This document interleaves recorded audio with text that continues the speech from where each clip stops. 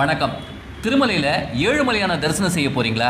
அப்போது கொஞ்சம் time allot பண்ணி வெறும் 200 ரூபாயில் திருப்பதியை சுற்றி இருக்கிற 6 புராதனமான கோயில்களை பேக்கேஜ் ட்ரிப்பில் ஆனந்தமாக கம்ஃபர்டபுளாக ஒரே பஸ்ஸில் ட்ராவல் பண்ணி தரிசனம் செஞ்சுட்டு வந்துடலாம் வாங்க.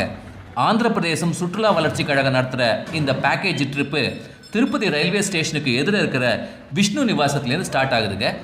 காலையில் இங்கேருந்து புறப்பட்டு திருச்சானூர் அலமேலு மங்காபுரம் பத்மாவதி தாயாரை சூப்பராக தரிசனம் செஞ்சு லட்டு பிரசாதம் வாங்கிட்டு அங்கேருந்து கிட்டத்தட்ட 13 கிலோமீட்டரில் தொண்டவாடா அப்படின்ற இடத்துல இருக்கிற ஸ்ரீ அகஸ்தீஸ்வரர் கோயிலுக்கு வந்திருக்கோங்க. இந்த கோயில் கருவறையில் உள்ள சிவலிங்கம் அகத்திய முனிவரால் பிரதிஷ்டை செய்யப்பட்டதுன்னு சொல்கிறாங்க. ஸ்வர்ணமுகி, கல்யாணி, பீமா அப்படின்ற 3 புனித நதிகளுக்கு இடையே அமைந்திருக்கக்கூடிய இந்த திருத்தலத்தில் அகத்திய முனிவருக்குன்னு ஒரு தனி சந்நிதியும் இருக்குங்க. அகஸ்தீஸ்வரரையும் அகத்திய முனிவரையும் தரிசனம் செஞ்சுட்டு ஸ்ரீனிவாச மங்காபுரத்தில் இருக்கிற ஸ்ரீ கல்யாண வெங்கடேஸ்வர சுவாமி கோயிலுக்கு வந்துட்டே இருக்குங்க.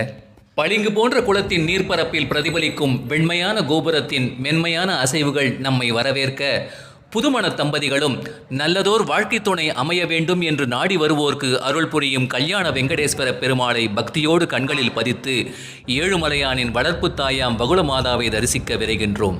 சிக்கென்ற மலைக்குன்றில் பொன்னிறமாய் மின்னும் கருவறை விமானம் நம் மனதினில் பதிய அள்ளித்தெளித்த வெண்பஞ்சு கூட்டங்களை அண்ணாந்து பார்த்து ரசித்த வண்ணம் அருள் சுரக்கும் அன்னையின் தரிசனம் வேண்டி வெண்மை தீட்டிய பாதையின் வழியே பாதங்களை பதிக்கின்றோம்.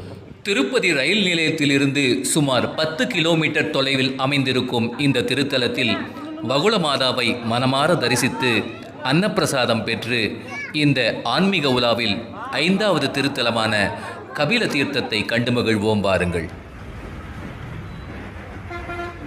ஸ்ரீ கபிலேஸ்வர சுவாமி திருக்கோயில் கிட்ட வந்தாச்சுங்க.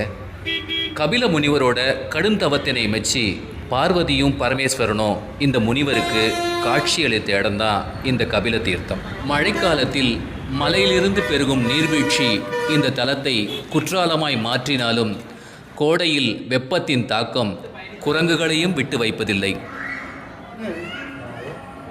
இன்னும் கொஞ்ச நேரத்தில் இந்த ஆன்மீக சுற்றுலா முடிய போகுதுங்க. ஆமாங்க, கோவிந்தராஜ சுவாமி கோயில்கிட்ட வந்தாச்சு. ஏழுமலையான தரிசிக்க வரவங்க நிறைய பேர் இந்த கோவிலுக்கு கண்டிப்பாக வந்திருப்பாங்க. ஆனால் இந்த Andhra Pradesh tourism development corporation பேக்கேஜில் பயணித்தா திருப்பதியை சுற்றி இருக்கிற பல புராதனமான கோயில்களை குறைவான பயண கட்டணத்தில் வசதியாக தரிசனம் செஞ்ச மனநிறைவு கண்டிப்பாக இருக்குங்க. ஓம் நமோ வெங்கடேஷாய.